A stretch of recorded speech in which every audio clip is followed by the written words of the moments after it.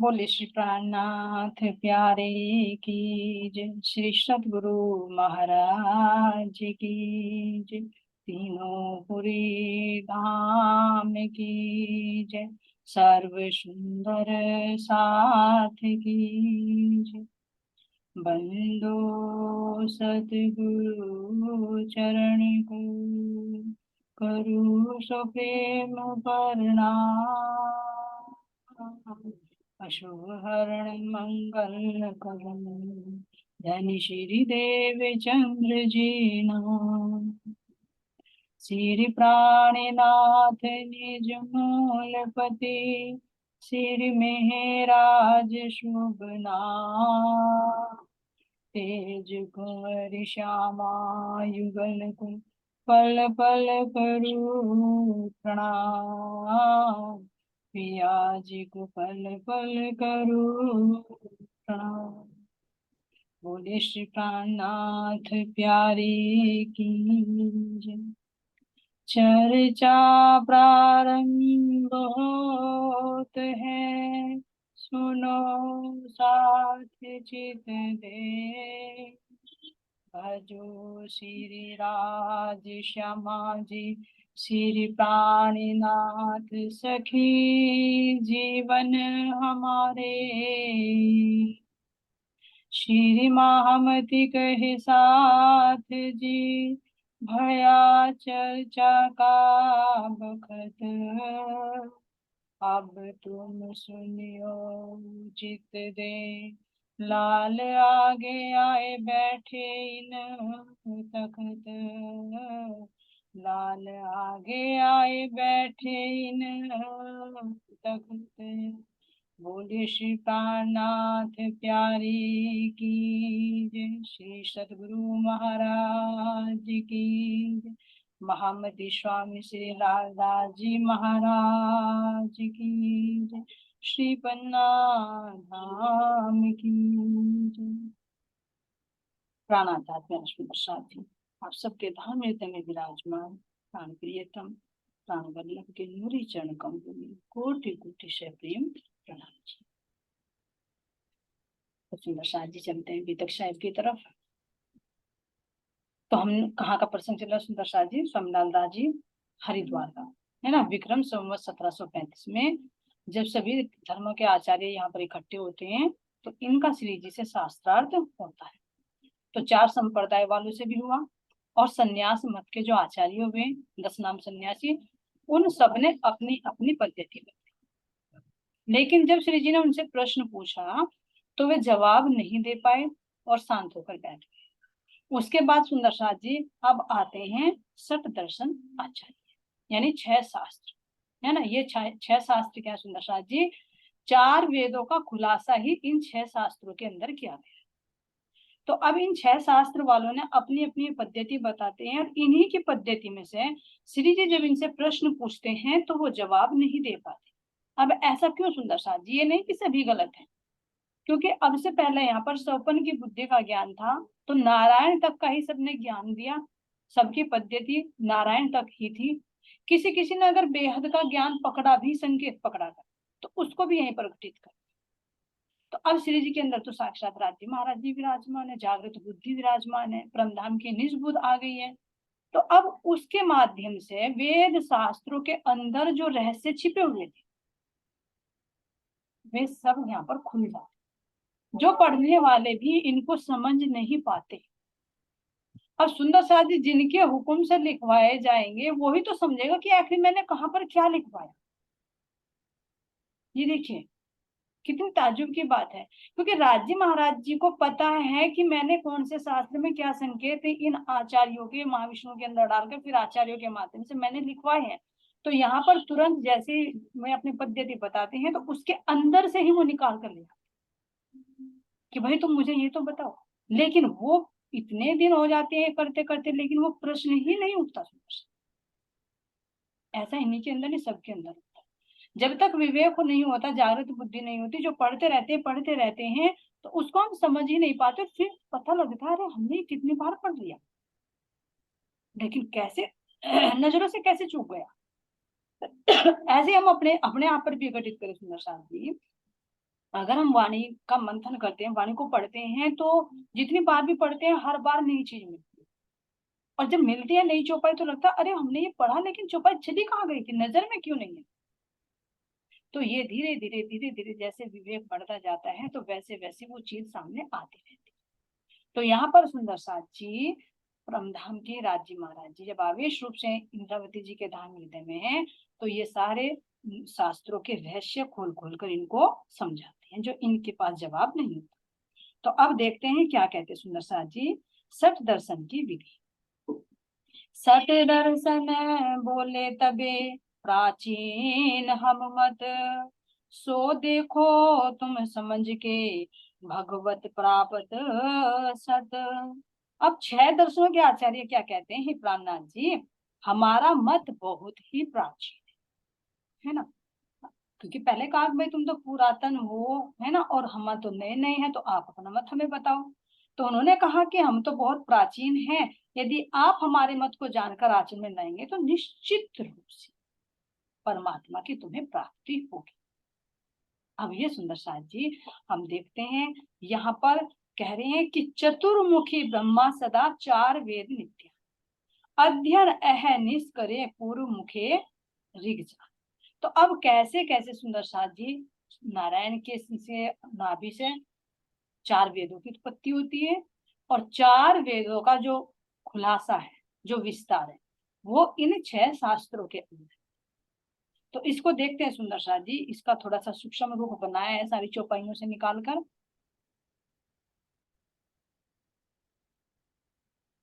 तो देखते हैं सुंदर साथ जी ये सूक्ष्म रूप से बनाया है जो चौपाइयों का सार निकाल कर ले, इसमें से देखते हैं कि कैसे कैसे महाराज जी चौपाइयों में कह रही हैं कि जो विष्णु भगवान से चार वेद प्रकट हुए है ना, उनकी नाभि से श्वास के माध्यम से, श्वास का मतलब कि कैसे जैसे हम बहुत सरलता से श्वास लेते हैं ना, छोड़ते रहते हैं लेते रहते हैं, कोई बल नहीं लगाना पड़ता, ऐसे ही नारायण के अंदर जो ज्ञान है वेदों का उसको निकालने की जरूरत नहीं पड़ी, वो ऑटोमेटिक ही, इसीलिए कह रहे हैं कि श्वासों के माध्यम से।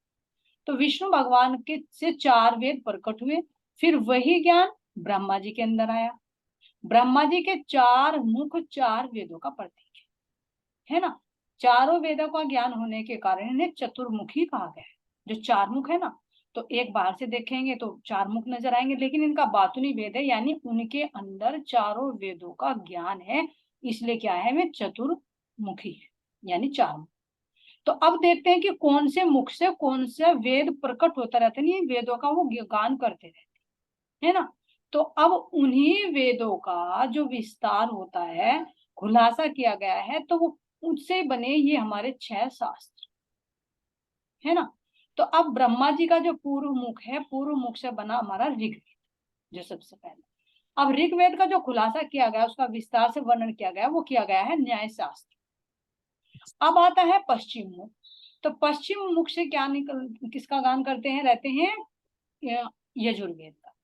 अब यजुर्वेद का भी जो विस्तार हुआ है, उसके विस्तार से कौन कौन से शास्त्र बने हमारे, सांख्या, योग और वैशेषिक है ना। इस योग को जो पातंजलि भी कहा गया है ना, क्योंकि योग की क्रिया करते हैं भी समझेंगे आगे से।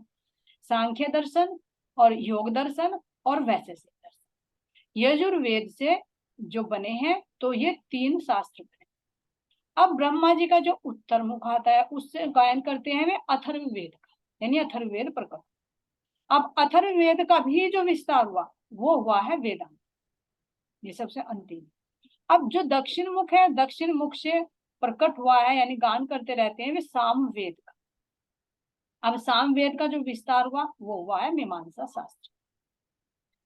अब देखते हैं सुंदर साथ जी, महाराज जी कह रहे हैं यहाँ पर कि ये जो चार वेदों का ज्ञान है, और इनके अंदर जो इनके अंग है, यानी इनके अंदर किस किस का ज्ञान दिया गया, जिसको छह विद्या कहते हैं यहाँ पर सुंदर साथ जी, शिक्षा, कल्प, निरुक्त, छंद, ज्योतिष और व्याकरण। ठीक है, ये चार वेदों के छह अंग है, इनके अंदर ज्यादा नहीं जाएंगे, बस ये समझे कि कहीं चौपाई में आता है तो चार वेदों के छह अंग ये माने जाते हैं। जैसे ज्योतिष विद्या हो गई है ना, और ये छंदों का ज्ञान हो गया, व्याकरण सारी हो गई, शिक्षा हो गई, कितने तरह की शिक्षा है, सब वेदों के अंदर नहीं थे। ठीक है, इसको सूक्ष्म रूप से समझते हैं। अब सुंदर साथ जी ये चार वेदों के जो छह अंग बने, इन इन 6 अंगों के जो शास्त्र हैं ये कहलाते हैं 6 उपांग। ये तो 6 अंग हुए, ये इन अंगों का भी यानी उपांग इनका भी विस्तार है। तो 4 वेदों के 6 उपांग जो है वे हमारे 6 शास्त्र हैं जो अभी हमने देखे, जिनमें क्या कह रहे हैं, चारों वेदों का विस्तृत ज्ञान है। और इनमें क्या है सुंदर साथ जी, अब इनको देखेंगे तो सब में विरोधाभास लगेगा कि जैसे एक दूसरे के ही विपरीत है। लेकिन इनमें जो सृष्टि बनती है ना, और सृष्टि बनकर कैसे जीव क्रिया करता है, क्या माया है क्या ब्रह्म है, उन सब का विस्तार इनके अंदर दिया गया है। इसलिए कह रहे कि चाहे 4 वेद हो, 4 वेदों का खुलासा 6 शास्त्रों में है, तो जो भी 6 शास्त्रों में वर्णन किया गया है वो सृष्टि बनने के 6 जो भिन्न भिन्न कारण है ना, उनकी व्याख्या की। अब तरीका अलग अलग। तो अब सुंदर साथ जी कैसे कैसे इनमें क्या क्या मत है वो तो आगे लेंगे। अभी देखते हैं हम कि इनके अंदर सूक्ष्म रूप से आखिर क्या क्या दिया गया है। अब सबसे पहले न्याय शास्त्र। न्याय शास्त्र की रचना किसने की है, गौतम ऋषि। अब इनका जो सिद्धांत है वो क्या है, इसको ध्यान से देखना सुंदर साथ जी। क्यों क्यों दिया है महाराज जी, क्योंकि इन्हीं के भ्रम में तो हम अब तक फंसे हुए थे। कोई काल को ब्रह्म बता देता है, कोई कर्म को कह देता है भाई कर्म ही पूजा है, कर्म करो, है ना। लेकिन महाराज जी ने इन सब का खुलासा कर दिया, आखिर ये कर्म क्या है, काल क्या है, जीव क्या है, माया क्या है, ब्रह्म क्या है। जो सबको एक जगह रले हुए थे उन सब का विवरण महाराज जी ने अलग अलग कर दिया। तो अब इनकी मान्यता ये क्या है, जब हम इसको समझ लेंगे तो हमें भी पता चल जाएगा। तो ये जो गौतम ऋषि ने न्याय शास्त्र की व्याख्या की है, तो इनमें माया, जीव और ब्रह्म, ध्यान देना यहाँ पर, ये ब्रह्म शब्द जो आएगा ना यहाँ पर किसके लिए आएगा, केवल ये नारायण के लिए आएगा। लेकिन वो अभी ये 3 रूपों को नहीं जानते, क्षर अक्षर और अक्षर। तो ब्रह्म तो है वेदों में लिखा हुआ, शास्त्रों में लिखा हुआ, लेकिन ब्रह्म किस पर घटित कर रही है, महाविष्णु। तो इसलिए कह रहे हैं यहाँ पर कि माया, जीव और ब्रह्म तीनों में भेद है, और तुक की इन्होंने 21 सीढ़ियां बताई है। अभी इतना ही जानेंगे सुंदर साथ जी, आगे इसका और खुलासा देखेंगे। अब यहाँ पर आते हैं मीमांसा। मीमांसा की जो रचना की है वो किसने की है, व्यास जी ने और जयमिनी। जो पूर्व मीमांसा, इसके 2 भाग हैं, पूर्व मीमांसा उत्तर मीमांसा, है ना। तो अब ये पूर्व मीमांसा तो जयमुनि ने की है, उत्तर मीमांसा का विवरण जो किया है वो व्यास। अब इन्होंने क्या बताया, इन्होंने बताया कि कर्म ही प्रधान है। जो कहते थे भाई कर्म करो, कर्म से सच्चे कर्म करो, भक्ति करने की क्या जरूरत है। और देखा भी होगा कहीं कहीं पे दिखाओ कि कर्म ही पूजन है, कर्म ही परमात्मा। तो उसका भी महाराज जी खुलासा करेंगे कि आखिर कर्म कहाँ तक पहुंचाते हैं। अब आगे आते सुंदर साथ जी, तीसरा सांख्य शास्त्र। तो सांख्य शास्त्र की जो रचना की है वो किसने की है, कपिल मुनि जी। अब कपिल मुनि जी क्या बता रहे हैं, वे बता रहे हैं कि जो प्रकृति है और पुरुष है ना। तुम्हारी तरफ से आवाज आ रही है कुछ, है ना। कपिल मुनि जी क्या बताते हैं, प्रकृति पुरुष जगत से परे है और वही सबका कारण है। अब प्रकृति और पुरुष, सांख्य दर्शन में बता रहे कि प्रकृति पुरुष इस जगत से परे। तो इन्होंने कुछ महत्व की बात बताई है कि जो प्रकृति पुरुष है वो जगत से परे, जगत को अलग बताया। और क्या कह रहे हैं कि वो सबका कारण रूप है, यानी वो ही सृष्टि को बनाते हैं, प्रकृति और पुरुष। अब प्रकृति पुरुष की कहां तक की बात की इन्होंने, प्रणव ब्रह्म तक, है ना। लेकिन उसके अंदर फिर और कहा उलटते हैं वो आगे देखते हैं। जो वैशेषिक दर्शन आते हैं, इनके रचयिता कौन है सुंदर साथ जी, ये कर्ण देव जी ने की। और ये किसको बताते हैं, काल, कि काल ही सब कुछ है, बस काल ही परमात्मा है, काल ही सबको बनाता है, काल ही सबका ग्रास करता है, और इसलिए काल ही ब्रह्म का स्वरूप। इनकी पहुंच कहां तक आ गई, काल निरंजन भगवान जो कहा जाता है। तो कह दे कि काल ही हमारे भगवान है। अब 5वें नंबर पर पातंजल आते हैं, जिनको योग दर्शन भी कहा, है ना। जो अब रामदेव जी हैं जो कराते हैं, वो तो उससे तो सभी परिचित है, और ये सबके लिए भी जरूरी है, इसको आगे समझेंगे। तो इनकी जो रचना की थी वो शेष अवतार पतंजलि मुनि ने की थी। अब इनके क्या विचारधारा है कि परमात्मा सर्वव्यापक है, सबके अंदर परमात्मा है, लेकिन योग के माध्यम से, अष्टांग जो योग होता है उसके माध्यम से उसको प्राप्त किया जा सकता। अब आते हैं वेदांत पर। अब वेदांत को देखते हैं सुंदर साथ जी।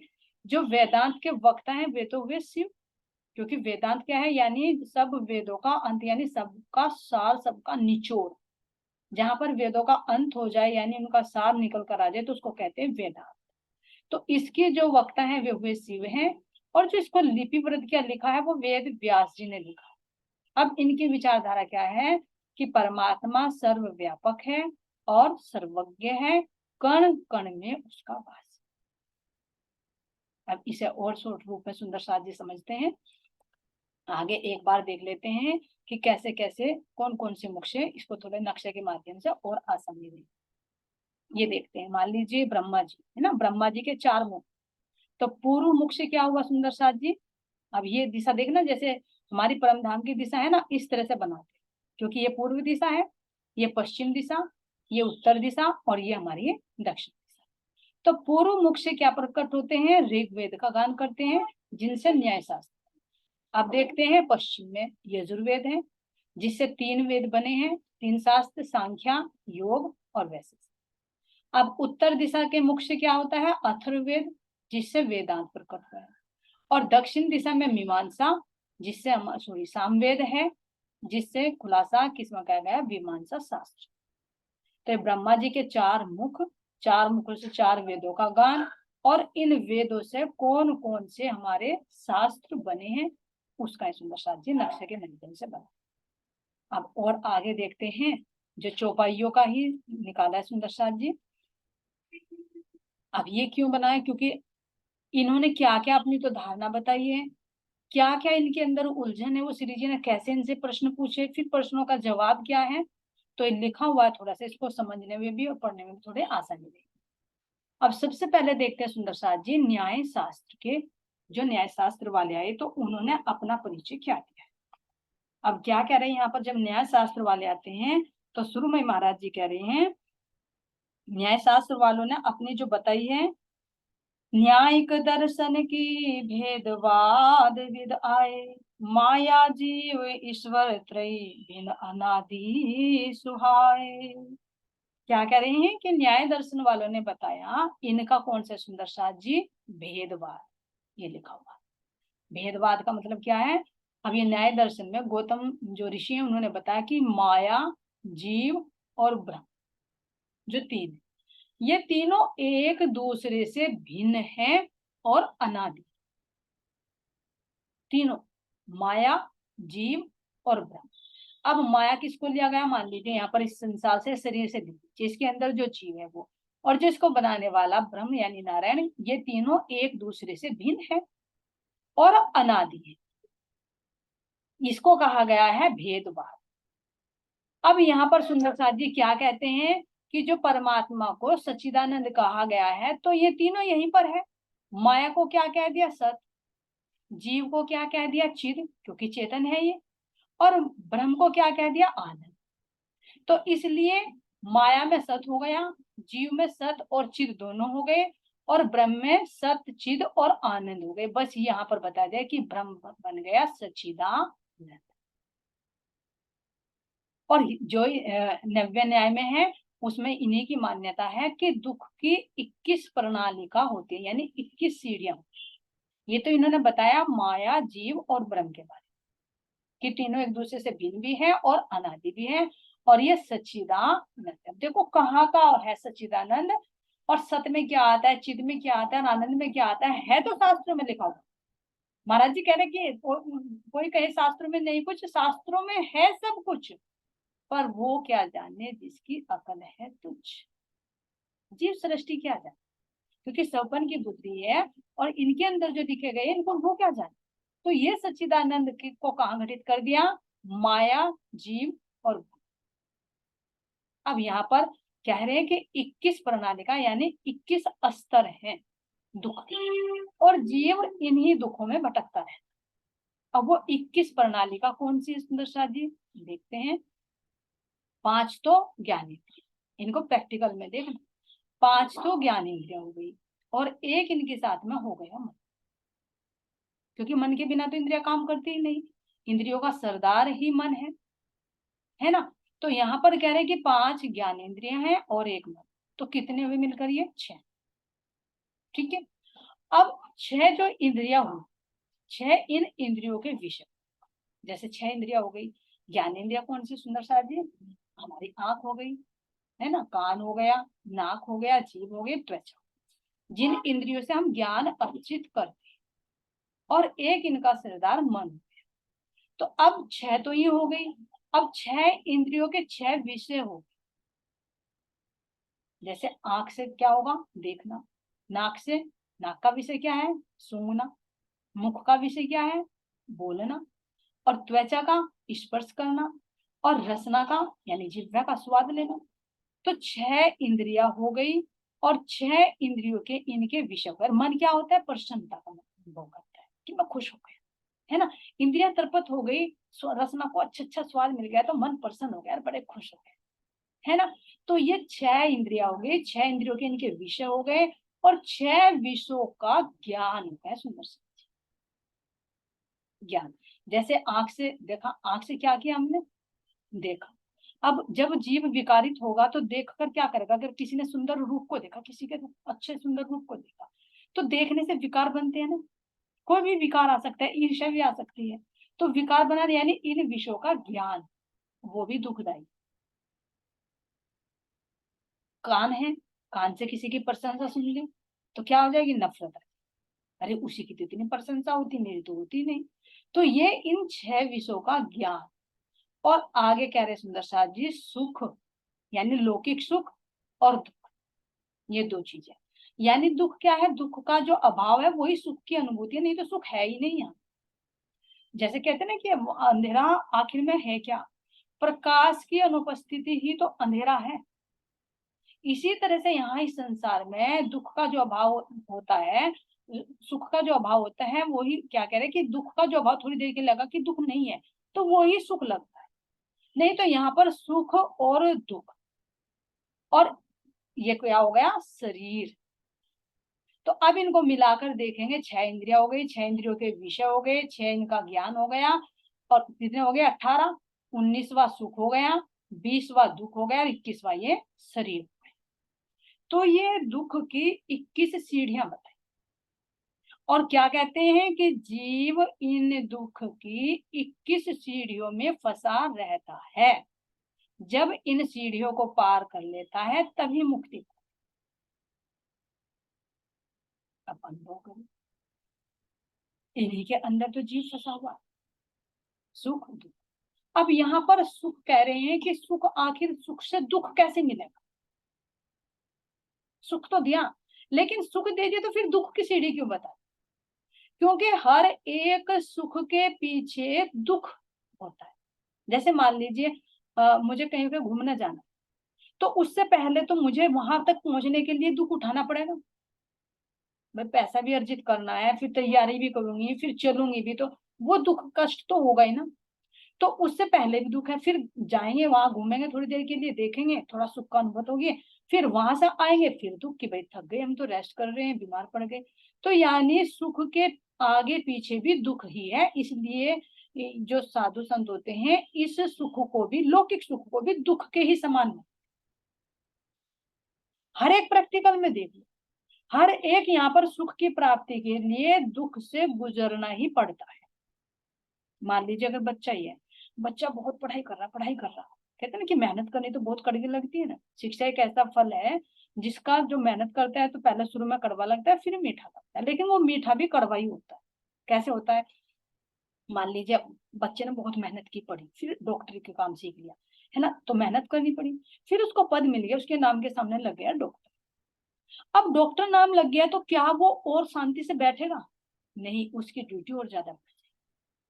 तो थोड़ा सा सुख का अनुभव हुआ कि भाई मैं डॉक्टर बन गया, मैंने क्लियर कर ली डॉक्टरी, है ना, और पेशेंट मेरे पास नहीं, लेकिन वो दिन रात की ड्यूटी हो जाएगी, उसे कितनी सेवा करनी, उसमें वो सुख से नहीं रहेगा, बहुत मेहनत करनी।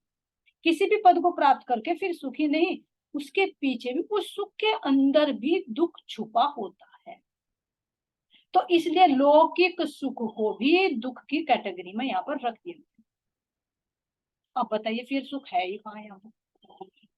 और दुख तो है ही दुख, जो सुख से पहले पहले और बाद में दुख का अनुभव हुआ। और ये शरीर, अब शरीर को देखिए सुंदर साथ जी, महाराज जी तो इस शरीर से कह रहे हैं कि ये शरीर तो भक्ति का साधन है, इससे तो परमात्मा पाए जा सकते हैं, फिर ये दुख का कारण कैसे बने? अगर इस शरीर से हम भक्ति करते हैं, परमात्मा को प्राप्त करते हैं, है ना, इसकी कितनी महत्ता बताई महाराज जी ने, कि इसके शरीर के लिए तो, मानव तन के लिए तो देवता भी तरसते हैं कि हमें ये तन मिले, तो फिर ये तन दुख सा कैसे हो जाएगा? लेकिन दुख रूप कैसे होगा? जब जीव इसी को ही मैं समझ बैठता कि मैं योग, तो इसलिए कह रहे शरीर दुख का कारण है, शरीर से तो परमात्मा को भी पाया जा सकता है भक्ति करके, तप करके। अभी पीछे देखा ना कैसे तपस्वी तप करते हैं, सन्यासियों के बारे में सुन, है ना। तो ये शरीर का मतलब है देह भाव। जब जीव अपने आप को शरीर समझने लगता है तो वो सारा दुख ही दुख का अनुभव करता है, उसे सुख मिलता है। तो ये कह रहे हैं कि वो 21 सीढ़ियों में फंसा रहता है, और जब इन 21 सीढ़ियों को पार कर लेता है तो तब मुक्ति पाता है। अब ये सुना हमने, अब देखते हैं महाराज जी ने कितने विवेक से इनके अंदर के छिपे हुए भेद निकाले। हमारी दृष्टि नहीं जा सकती सुंदर से, लेकिन ये महाराज जी अपनी शरण में लेके, अपनी कृपा में लेकर हमें दिखा रहे हैं कि देखो इन्हीं के अंदर कैसे रहस्य छिपे होते हैं। तो अब यहाँ पर श्री जी प्रश्न पूछते हैं, क्या कहते हैं? जब चैतन्य जीव प्रकृति के दुखों के बंधन में है, सच्चिदानंद परब्रह्म का आनंद कहाँ है और जीव इसे कैसे प्राप्त करे? अब ये बताओ, जब आपने कह दिया कि माया, जीव और ब्रह्म सब दुख के बंधन में है और ये सब अनादि है, अभी कहा ना शुरू में अनादि है, अनादि का मतलब जो बनता मिटता नहीं।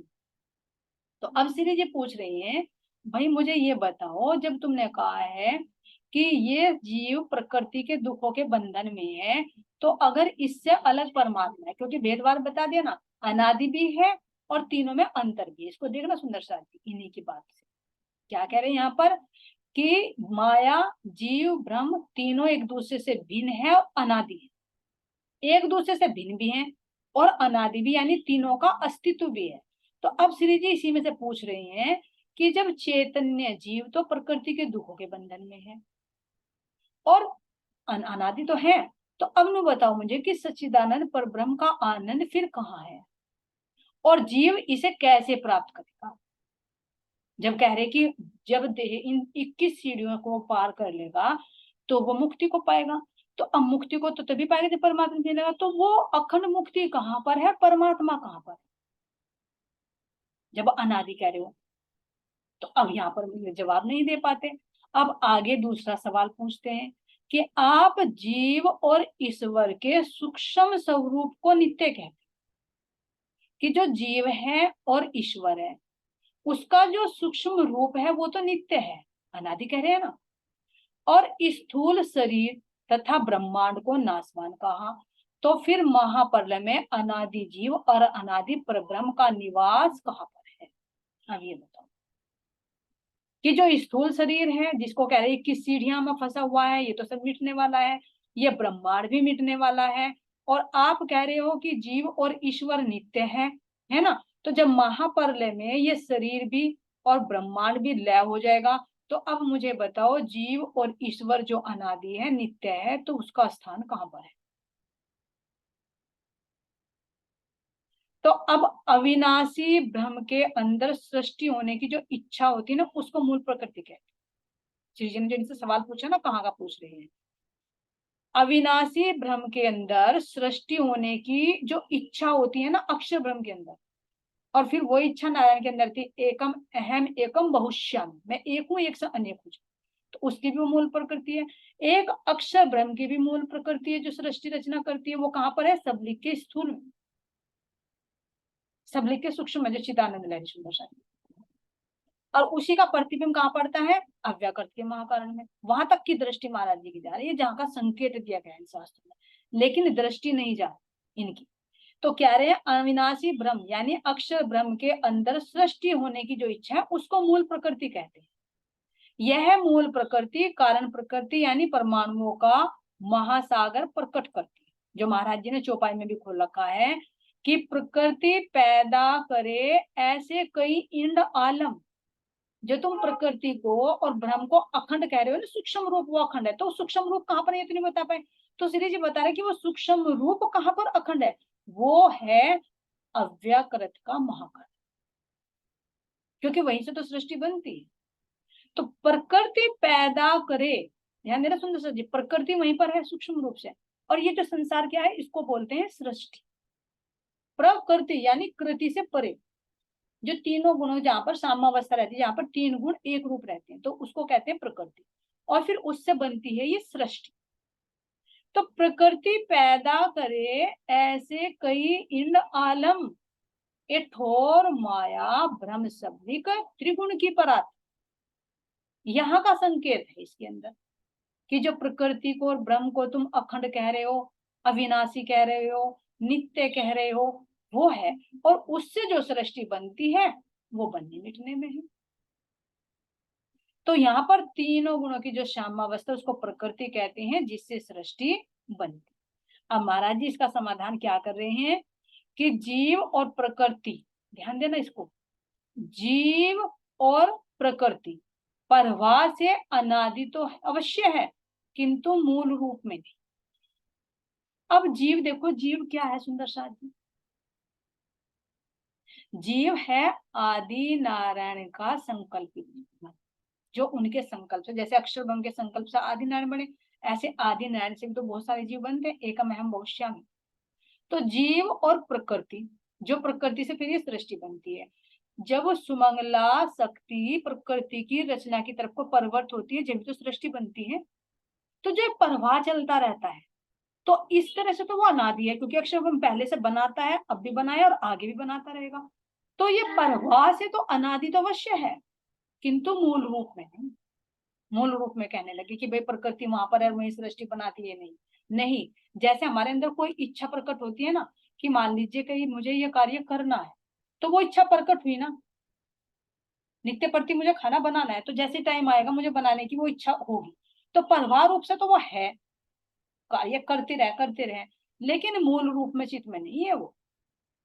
यानी जब क्रिया करनी होती है तो तब उसका प्रभाव रहता है, तो वो अनादि है, हमेशा से चलती है।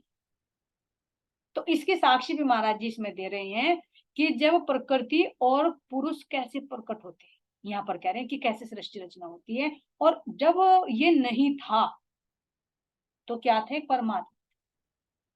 कह रहे ना प्रकृति परवा से तो अनादि है, किंतु मूल रूप में नहीं। अगर मूल रूप में होती पहले से, तो महाराज जी चौपाई नहीं कहते। जो इन्होंने कहा ना कि जीव माया, यानी माया प्रकृति कह दिया इन्होंने, जीव और ब्रह्म अनादि है, तो यहाँ महाराज जी कह रहे हैं कि वो अनादि नहीं है, यानी बनती है मिटती है। तो अब सुनियो तुम मूल वचन प्रकार, प्रकटवाणी की चौपाई सुंदर साथी। अब सुनियो तुम मूल वचन प्रकार, जब नहीं उपजियो मोह अहंकार। उस समय के वचन सुनो जब मोह अहंकार की भी उत्पत्ति नहीं हुई थी, ना ही निराकार ना ही शून्य, ना तो जब निराकार था ना कोई शून्य था, ना निर्गुण ना निरंजन, ना ईश्वर ना मूल प्रकृति। अब ध्यान देना, ईश्वर किसके लिए आया, महाविष्णु के लिए, जो प्रकट होते थे, अक्षर ब्रह्म का जो संकल्पित स्वरूप है। ना तो जब वो ईश्वर था, ना ये मूल प्रकृति थी, जिससे होता है कि मैं सृष्टि की रचना करूं, अहम एकम बहुश्यामी, ता दिन की कहूं आपा की। तब क्या होता था, निज लीला ब्रह्म बाल चरित्र जाकी इच्छा मूल। निज लीला यानी जो अक्षर भगवान है, वो अपनी बाल सुलभ लीलाएं करते रहते हैं, और जिनकी इच्छा को, सृष्टि रचना की इच्छा को मूल प्रकृति कहते हैं। अब यहाँ पर विचार करिए, जब कह रहे इसमें कि ना ईश्वर था ना मूल प्रकृति, तो केवल एक ब्रह्म था। तो इसमें जो ब्रह्म दिया गया है ये घटित कर रहे हैं महाविष्णु पर, नारायण पर, और जबकि ये ब्रह्म शब्द आया है राज्य महाराज जी के लिए, परमात्मा। तो अब इसमें कह रहे हैं कि तो ना तो जब ईश्वर था ना मूल प्रकृति थी, उस समय क्या था, केवल एक परमात्मा थे, उनका सत अंग अक्षर ब्रह्म थे, उनके अंदर वो मूल प्रकृति थी। तो वो परवा से तो है जो सृष्टि की रचना करते हैं, बाहर प्रकट होती है, लेकिन वो अनादि नहीं। तो ये श्री जी ने उनसे जब प्रश्न पूछे, इन प्रश्नों का जवाब दिया, तो वे यहाँ पर सुंदर साथ जी मौन हो जाते। क्योंकि अपने ही शास्त्र की, अपनी ही कही हुई बातों में फंस गई कि अब कैसे कहे कि माया, ब्रह्म और जीव तीनों अनादि हैं, तो वो कहाँ पर हैं, और अखंड है तो कैसे।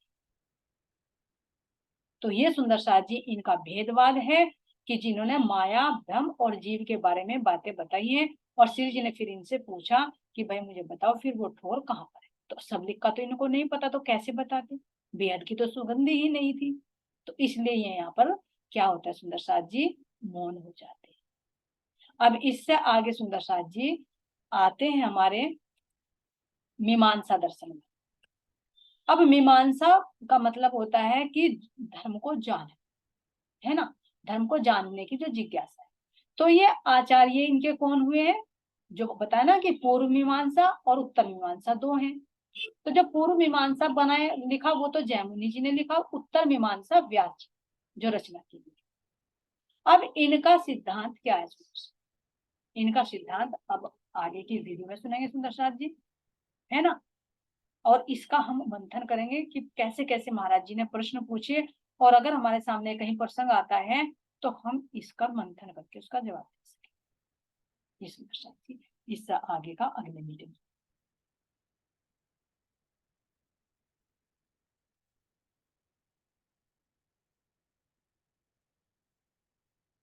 सूक्ष्म स्वरूप नित तुम कहो, स्थूल कहत हो नास, 21 सीढ़ियन से कहा नित वास, कहा नित वास।